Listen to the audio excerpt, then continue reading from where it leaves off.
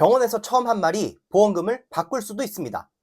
많은 분들이 보험금은 진단서만 중요하다고 생각합니다. 하지만 실제 보험금 청구에서는 진단서보다 먼저 초진 기록이 중요한 쟁점이 되는 경우도 적지 않습니다. 오늘은 왜 초진 기록이 중요한지 알려드리겠습니다. 보험사는 단순히 사고가 있었다는 사실만 확인하는 것이 아닙니다. 현재 치료받고 있는 증상이 사고로 발생한 상해인지 아니면 사고 이전부터 있던 질병이나 퇴행성 변화인지도 함께 검토합니다. 이때 가장 먼저 확인하는 자료 중 하나가 바로 초진 기록입니다. 초진 기록은 현재 치료받는 증상이 사고로 새롭게 발생한 상해인지 기존 질환과 관련된 것인지를 판단하는 중요한 출발점이 될 수 있습니다. 초진 기록지에는 생각보다 많은 내용이 기록됩니다. 사고가 어떻게 발생했는지, 어느 부위가 아픈지, 통증의 강도는 어떤지, 언제부터 증상이 시작됐는지, 사고 이전에도 같은 증상이 있었는지 등을 기록합니다. 이런 내용은 이후 보험금 심사 과정에서도 함께 검토됩니다.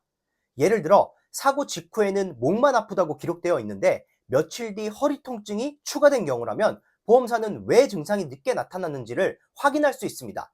반대로 사고 직후부터 허리 통증이 계속 기록되어 있다면 현재 치료와 연결해서 보는 자료가 될 수도 있습니다. 초진 기록이 조금 다르다고 해서 무조건 보험금을 받지 못하는 것은 아닙니다. 실제로는 사고 이후에는 잘 느끼지 못했던 통증이 시간이 지나면서 나타나는 경우도 있고 처음에는 자세히 설명하지 못했던 내용이 추가되는 경우도 있습니다. 다만 사고 경위가 달라지는 경우에는 문제가 커질 수 있습니다. 예를 들어 병원에서는 집에서 넘어졌습니다 라고 설명했는데 이후 보험사 현장 심사에서는 밖에서 넘어졌다 라고 이야기를 하거나 병원에서는 운동 중 다쳤습니다 라고 했는데 보험사에는 교통사고 때문입니다 라고 설명한다면 보험사는 두 진술이 왜 다른지 확인하는 절차를 진행할 수 있습니다. 이 과정에서 사고 경위가 사실과 다르거나 서로 모순되는 내용으로 판단된다면 보험금 지급에 영향을 미칠 수 있으며 사안에 따라 보험금이 지급되지 않는 경우도 있습니다. 따라서 병원과 보험사에 서로 다른 내용을 이야기하기보다 처음부터 사고 경위와 증상을 사실대로 일관되게 설명하는 것이 중요합니다. 그렇다면 병원에서는 어떻게 설명하는 것이 좋을까요? 보험금을 더 받기 위해 증상을 과장해서도 안 되고 반대로 통증이 있는데도 괜찮습니다 라고 지나치게 축소해서 이야기하는 것도 바람직하지 않습니다. 가장 중요한 것은 사고가 어떻게 발생했는지, 언제부터 어떤 증상이 있었는지, 현재 어떤 불편이 있는지를 사실대로 구체적으로 설명하는 것입니다. 이것이 정확한 진료에도 도움이 되고 이후 보험금 심사에서도 중요한 자료가 될 수 있습니다.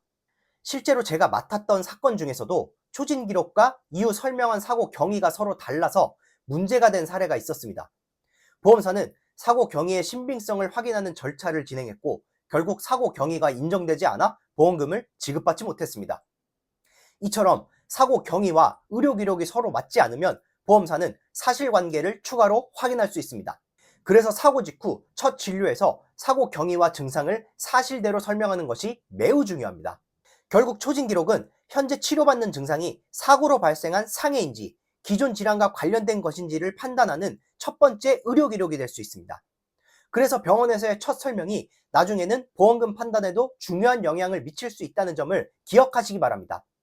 오늘 영상은 여기까지고요. 다음에는 다른 보상 정보로 찾아뵙도록 하겠습니다. 감사합니다.